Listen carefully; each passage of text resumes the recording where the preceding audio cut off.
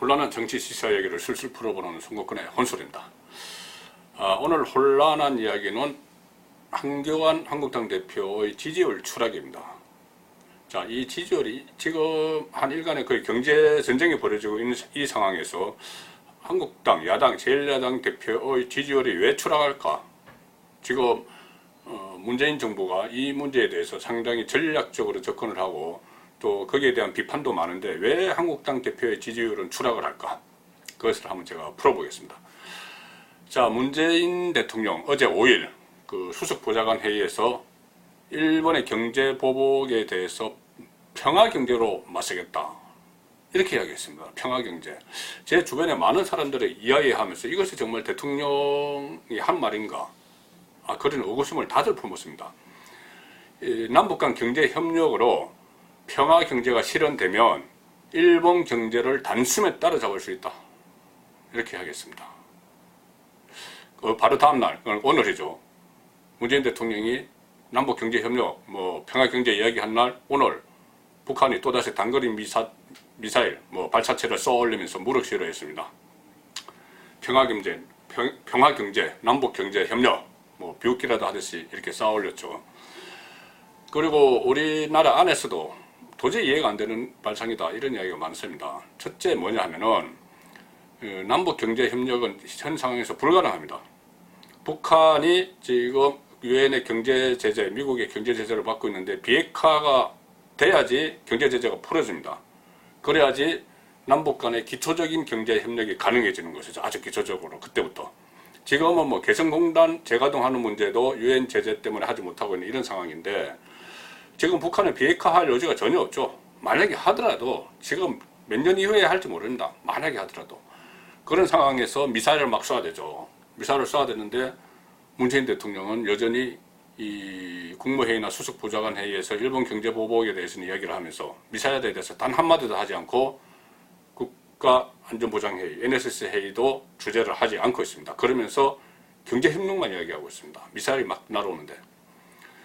자, 그러니까 지금 이 상황에서 평화경제를 이야기하는 것은 어불성설이고 일본의 경제보복은 당장 발등에 떨어진 불인데 10년이 걸릴지 20년이 걸릴지도 모를 평화경제체제로 그것을 극복하고 일본 경제를 넘어서겠다.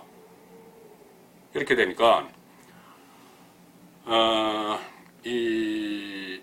황당한 말이다. 또 몽상가적인 발상이다. 허풍만 뜬다. 이런 이야기들이 지금 저절로 나오고 있는 그런 상황이죠. 그런데도 여당에서는 이 상황을 적절히 내년 총선에 대비해서 활용을 하고 있습니다. 얼마 전에 드러났죠. 양정철 민주연구원장이 총선 보고서를 소속 의원들 128명 전원에게 보내면서 이것을 잘 활용하면 경제위기, 한일 경제전쟁을 잘 활용을 하면은 우리가 총선에서 이긴다. 이렇게 보고서를 보냈습니다. 자, 이렇게 되니까 제 주변에 있는 많은 국민들은 부글부글 끓고 있습니다. 제가 그런 국민들만 만나서일까요? 대다수 다 그렇습니다. 그런데 왜 여론조사만 하면은 한국당과 한교안 대표 또 범보수 이 대선 주자들의 지지율이 떨어질까? 상당히 좀 의문을 품게 됩니다. 일단 여론조사에 대해서는 불신은 많죠. 그렇지만 여러 기관의 여론조사가 한 가지 경향으로 발표가 된다면 그런 추이가 있다고 봐야 되는 거죠. 자, 오늘 6일 리얼미터가 대선 주자 선호도 조사 결과를 발표했습니다. 이 결과를 보면은 이낙연 국무총리가 25.0% 선두를 지켰습니다. 5개월 연속 계속 상승을 하고 있죠. 한교안 한국당 대표는 19.6% 기록했습니다. 그래서 5개월 만에 다시 10%대로 추락을 해버렸습니다. 그 뒤에 3명은 줄줄이 범여권 대선주자죠. 3위 이재명 경기지사, 4위 박원순 서울시장, 5위 심상정 정의당 대표 이렇게 나왔는데, 자, 이것을 범여권주자, 그러니까 진보 좌파주자, 범보수주자, 범야권주자, 보수 우파주자 이렇게 묶어서 보면 이렇습니다. 그러니까 진보 여권주자를 보면은 이낙연, 이재명, 김경수, 김부겸, 박원순, 심상정 이렇게 있는데 이 주자들의 선호도를 다 합하면은 48.6%입니다. 거의 절반에 가깝죠.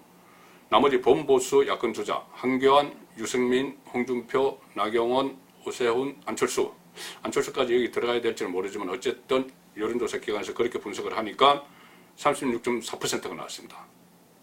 그러니까 진보 좌파, 진보 쪽과 보수 쪽 야권 주자군들의 합계를 딱 내면은 양 진영 간 격차가 12.2%포인트죠, 현재. 그 상황에서 만약 이 상태가 그대로 간다면은 결국 뭐 자기 대선 양쪽의 주자가 누가 되든 지금 진보 좌파 후보가 유리하다는 그 결론이겠죠. 자, 어쨌든 문제는 이겁니다. 왜 지금 정권이 그렇게 독선적이고 이런 한일 경제 전쟁까지도 당리당략식으로 접근하는 이해찬 민주당 대표가 백색 국가에서 일본 우리를 제외한 날 낮에 일식집 가서 사케 마시고 낮술 하고, 그런데도 왜 민주당과 다른 여권 주자들의 지지율은 올라가고 한국당과 한교안의 지지율은 낮아질까? 결국은 저는 이 모든 상황에 적절하게 대응을 하지 못하기 때문이라고 봅니다. 7월 초에 처음에 차기 대선 주자 선호도에서 이낙연 총리가 처음으로 6개월 만에 한교안 한국당 대표를 제치고 1위로 올라선 적이 있습니다. 그때 한교안 대표는 작년 11월 조사가 시작한 이래 처음으로 그 선호도가 급락하면서 1위자를 내줬죠.